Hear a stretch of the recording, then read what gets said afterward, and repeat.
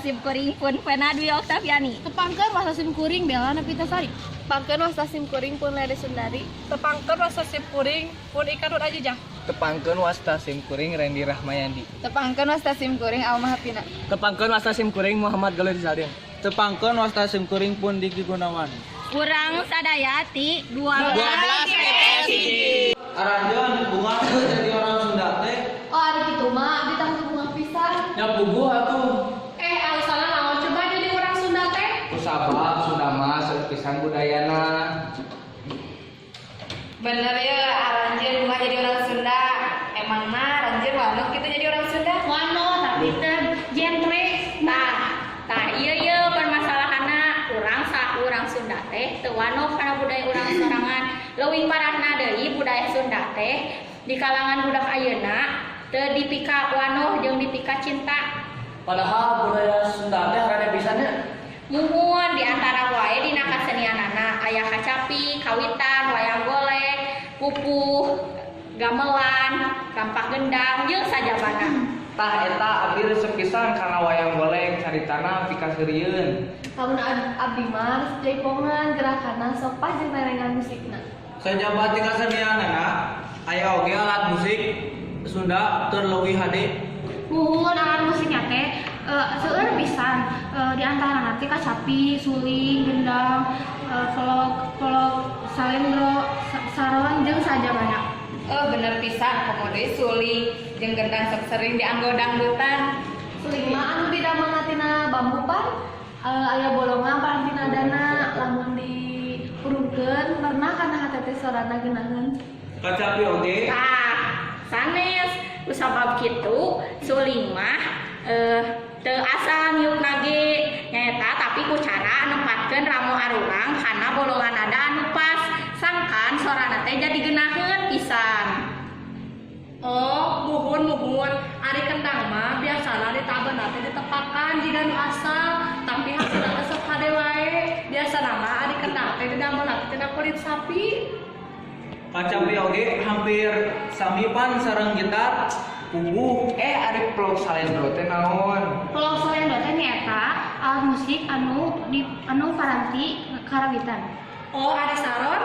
Abdi terang saron teh saha hiji alat musik gamelan cara nabeuna teh ditakung.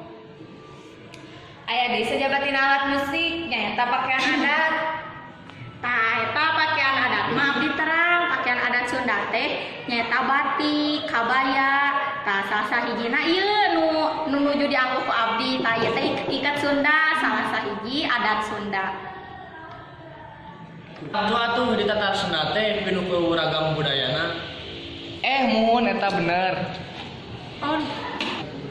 Pokona nyaak bisa lamun teu ngabudayakeun orang Sunda teh. Tah eta teh salaku orang Sunda kudu ngabudayakeun kabudayaan Sunda. Muhun aya nama urang sadaya kudu mika cinta sareng mika wano naon wae budaya Sunda teh. Muhun bener ngawitan tina hal anu leutik contona teh dina bahasa sareng tata krama urang sapoe-sapoe. Timulai ayeuna mah hayu urang budayakeun budaya Sunda. Bener tah pan deui di sakola teh aya dinten Rebo Nyunda nya. Tah dinten Rebo Nyunda teh nyaeta dinten khusus dinten Rebo arurang teh kudu nganggo basa Sunda. Tah mendingan arurang urang budayakeun eta teh. Satuju hayu urang tanjeurkeun ajeun lumajeun kasundaan dina pipola sapopoe. Tah jadi kieu arurang teh kudu nyerikeun tah lamun urang teh urang Sunda. Muhun ku cara mika wano jeung mika cinta budaya Sunda sabab budaya Sunda teh jati diri urang salaku urang Sunda. Bener, setuju.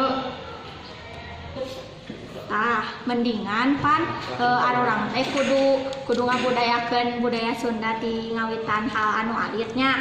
Tah mendingan ayeuna mah urang ngadamel kasepakatan. Kasepakatan naon eta teh? Kasepakatan pan di sakola teh dinten Rebo Nyunda. Tah dina dinten Rebo Nyunda eta teh hayu urang nganggo basa Sunda we di dinten eta. Bener, hayu atuh. Nah, arurang teh bikin dinten tebet teh kudu nyaririkeun arurang teh urang Sunda gitu. Tah bener budaya di Tatar Sunda teh pan seueur budayana. Tah urang teh urang Sunda. Tah eta teh budaya eta teh tong poho arurang teh kana budaya Sunda eta teh. Arurang teh kudu mika wanoh jeung mika cinta eta budaya Sunda teh. Bener teh? Pokona mah kudet Sunda, kudet budayana. Musa kitu ti arurang sadaya hapunten milih aya kalepatan atau basa anu kurang merenah